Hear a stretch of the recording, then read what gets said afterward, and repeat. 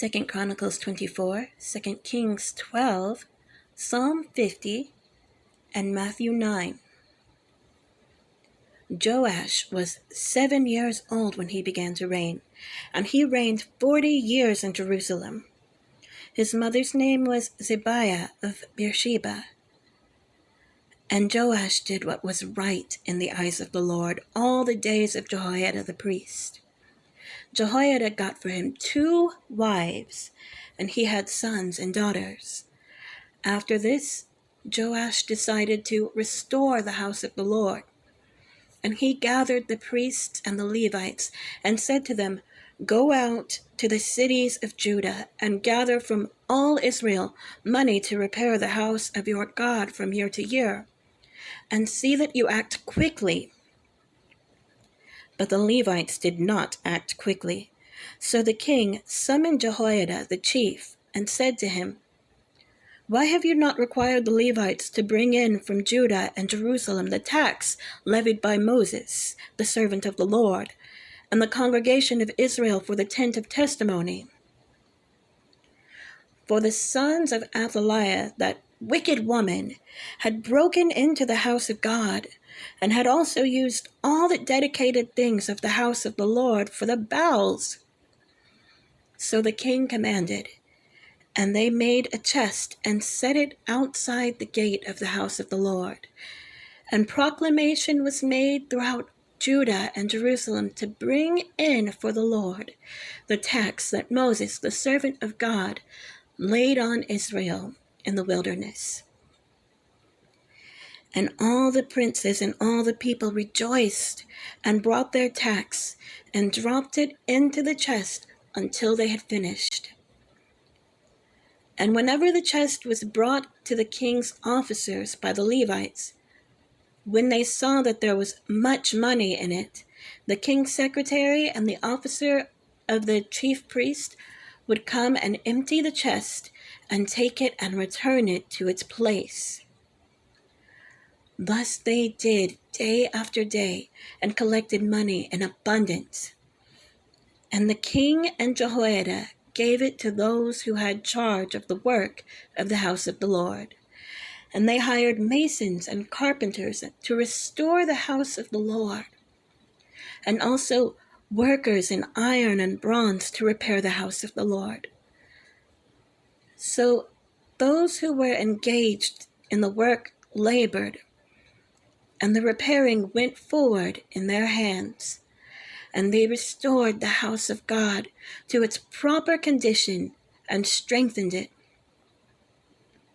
And when they had finished, they brought the rest of the money before the king and Jehoiada, and with it were made utensils for the house of the Lord, both for the service and for the burnt offerings, and dishes for incense, and vessels of gold and silver. And they offered burnt offerings in the house of the Lord regularly, all the days of Jehoiada. But Jehoiada grew old and full of days, and died. He was 130 years old at his death.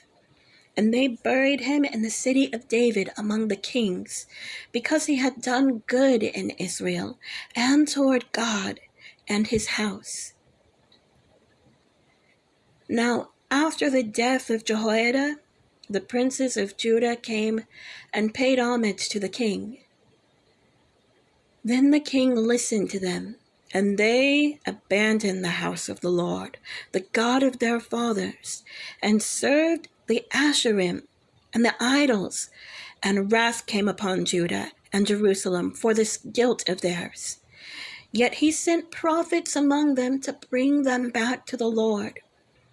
These testified against them, but they would not pay attention. Then the Spirit of God clothed Zechariah, the son of Jehoiada the priest, and he stood above the people and said to them, "Thus says God, why do you break the commandments of the Lord so that you cannot prosper? Because you have forsaken the Lord, he has forsaken you."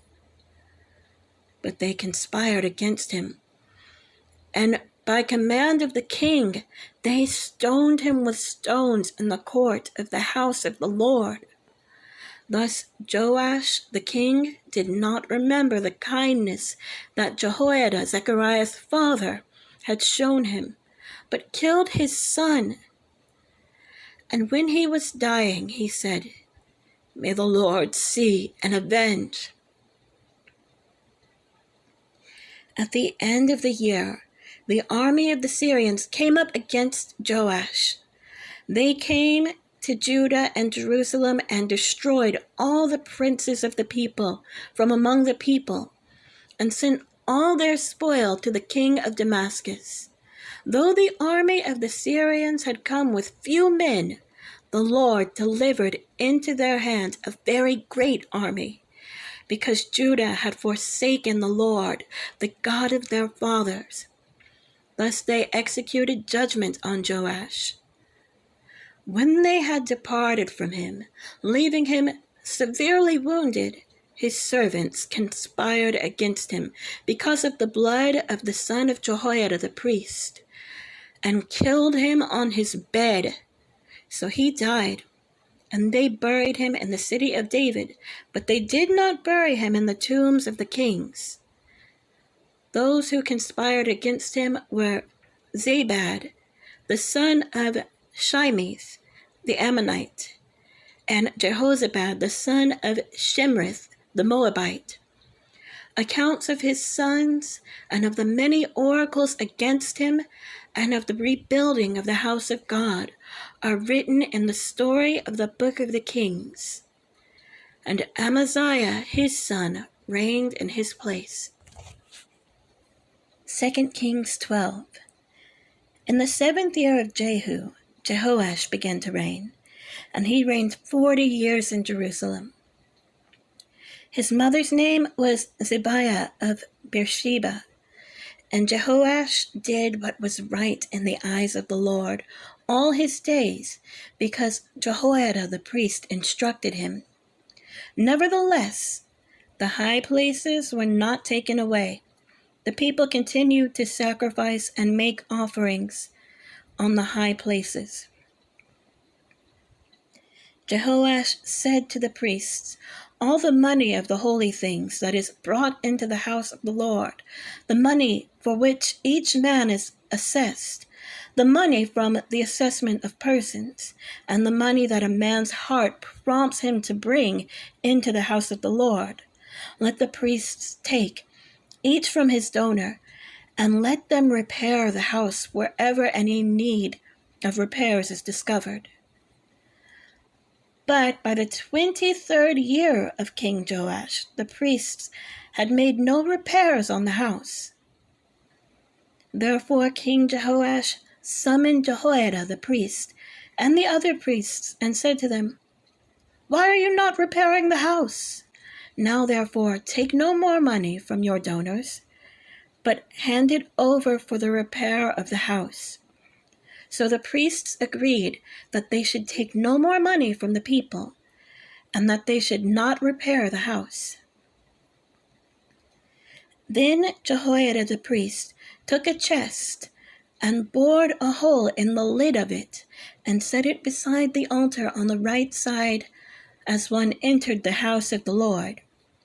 And the priests who guarded the threshold put in it all the money that was brought into the house of the Lord.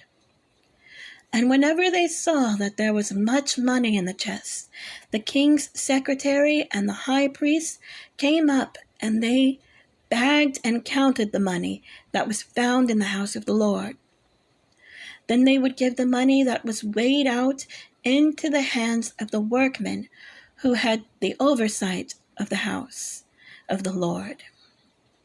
And they paid it out to the carpenters and the builders who worked on the house of the Lord, and to the masons and the stone cutters, as well as to buy timber and quarried stone for making repairs on the house of the Lord, and for any outlay for the repairs of the house. But there were not made for the house of the Lord basins of silver, snuffers, bowls, trumpets, or any vessels of gold or silver, from the money that was brought into the house of the Lord, for that was given to the workmen who were repairing the house of the Lord with it.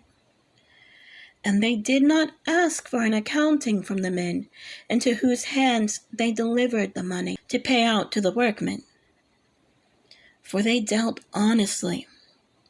The money from the guilt offerings and the money from the sin offerings was not brought into the house of the Lord.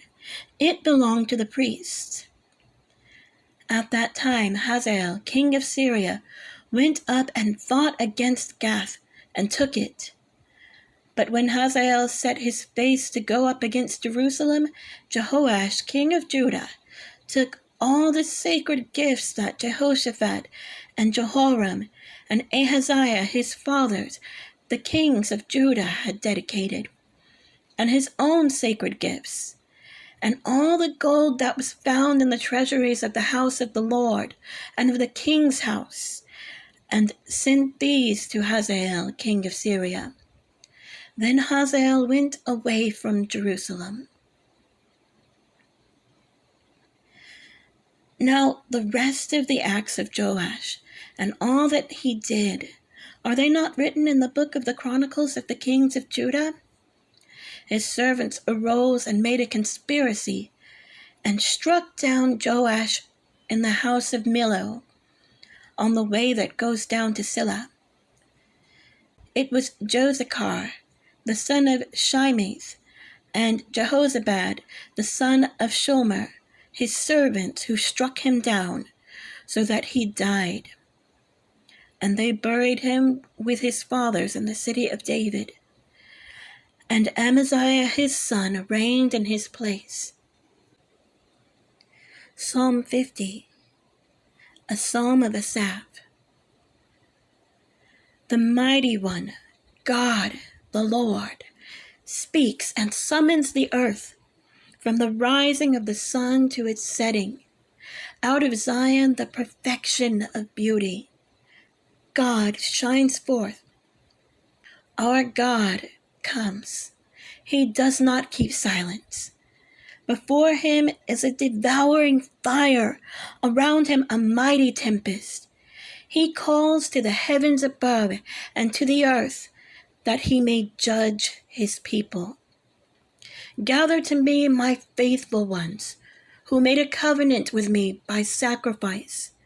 The heavens declare his righteousness, for God himself is judge. Selah. Hear, O my people, and I will speak. O Israel, I will testify against you. I am God, your God. Not for your sacrifices do I rebuke you. Your burnt offerings are continually before me. I will not accept a bull from your house, or goats from your folds. For every beast of the forest is mine, the cattle on 1,000 hills. I know all the birds of the hills, and all that moves in the fields is mine. If I were hungry, I would not tell you, for the world and its fullness are mine. Do I eat the flesh of bulls, or drink the blood of goats? Offer to God a sacrifice of thanksgiving, and perform your vows to the Most High, and call upon me in the day of trouble. I will deliver you, and you shall glorify me. But to the wicked God says, what right have you to recite my statutes, or take my covenant on your lips? For you hate discipline, and you cast my words behind you. If you see a thief, you are pleased with him, and you keep company with adulterers. You give your mouth free rein for evil, and your tongue frames deceit. You sit and speak against your brother. You slander your own mother's son. These things you have done, and I have been silent. You thought that I was one like yourself. But now I rebuke you and lay the charge before you. Mark this then, you who forget God, lest I tear you apart and there be none to deliver. The one who offers thanksgiving as his sacrifice glorifies me. To the one who orders his way rightly, I will show the salvation of God. Matthew 9. And getting into a boat, he crossed over and came to his own city. And behold, some people brought to him a paralytic lying on a bed. And when Jesus saw their faith, he said to the paralytic, "Take heart, my son, your sins are forgiven." And behold, some of the scribes said to themselves, "This man is blaspheming." But Jesus, knowing their thoughts, said, "Why do you think evil in your hearts? For which is easier, to say, 'Your sins are forgiven,' or to say, 'Rise and walk'? But that you may know that the Son of Man has authority on earth to forgive sins." Then he said to the paralytic, "Rise, pick up your bed and go home." And he rose and went home. When the crowd saw it, they were afraid, and they glorified God, who had given such authority to men. As Jesus passed on from there, he saw a man called Matthew sitting at the tax booth. And he said to him, "Follow me." And he rose and followed him. And as Jesus reclined at table in the house, behold, many tax collectors and sinners came and were reclining with Jesus and his disciples. And when the Pharisees saw this, they said to his disciples, "Why does your teacher eat with tax collectors and sinners?" But when he heard it, he said, "Those who are well have no need of a physician, but those who are sick. Go and learn what this means. I desire mercy and not sacrifice. For I came not to call the righteous, but sinners." Then the disciples of John came to him, saying, "Why do we and the Pharisees fast, but your disciples do not fast?" And Jesus said to them, "Can the wedding guests mourn as long as the bridegroom is with them? The days will come when the bridegroom is taken away from them, and then they will fast. No one puts a piece of unshrunk cloth on an old garment, for the patch tears away from the garment, and a worse tear is made. Neither is new wine put into old wineskins. If it is, the skins burst, and the wine is spilled, and the skins are destroyed. But new wine is put into fresh wineskins, and so both are preserved." While he was saying these things to them, behold, a ruler came in and knelt before him, saying, "My daughter has just died, but come and lay your hand on her, and she will live." And Jesus rose and followed him with his disciples. And behold, a woman who had suffered from a discharge of blood for 12 years came up behind him and touched the fringe of his garment. For she said to herself, "If I only touch his garment, I will be made well." Jesus turned, and seeing her, he said, "Take heart, daughter. Your faith has made you well." And instantly the woman was made well.